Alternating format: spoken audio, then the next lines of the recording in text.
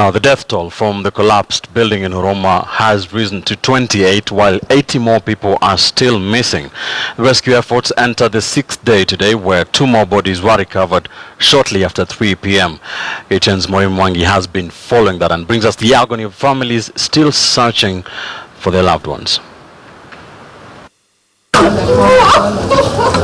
The pain of a wait long overdue. A wait for answers over the fate of loved ones trapped inside this menacing mountain of debris, which has already claimed 28 lives. Some other 80 people are still missing, most of them also believed to be buried here.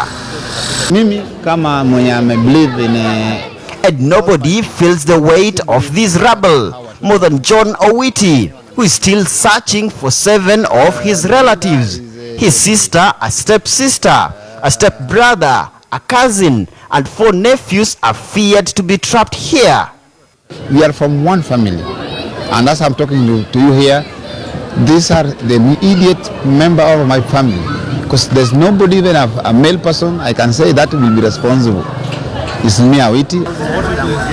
A short distance away from the tragedy site, Anthony Luceno is still making frantic calls back home in Kakamega, where burial arrangements are ongoing. His brother is still trapped here, a double tragedy for his family, which is already mourning the death of yet another brother of his, who died of a heart attack soon after learning of the Huruma tragedy.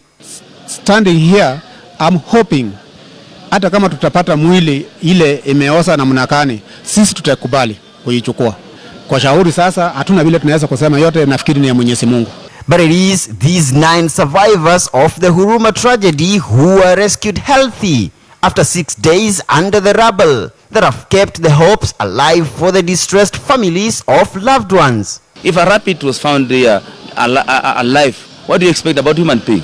If somebody had food down there and he was last lying next to the food, you could find just being sustaining himself or herself.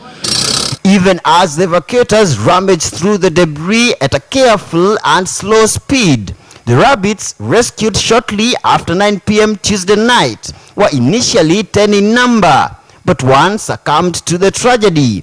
Barely a day after baby Saisi Wasike was retrieved from the rubble unharmed. As the machines do the lifting and turning at the tragedy site here at the CDF Social Hall, the agony of many days of waiting is virtually palpable. Inji zingine situsaidie. Sasa kama sisi pato wa Kenya tunalia na kitu inaendelea, pengine inaweza enda hata wiki hii ishe. Na sasa hao tukiwapata tutapata ukiwa watu kweli. Imefanyika. Lazima tupokea vile, because ni uwezo ni ya Mwenyezi Mungu. But I can just request for the well wishers, they can see by themselves this is a big member of the family. Meanwhile, in the corridors of justice, 2 brothers who own the collapsed building and 3 county officials accused of perpetrating the Huruma tragedy have been released on a bond of $1 million each. The prosecution had opposed the release of the suspects on bond over possible interference with the ongoing investigations. Murimi, Mwangi, KTN News in Nairobi.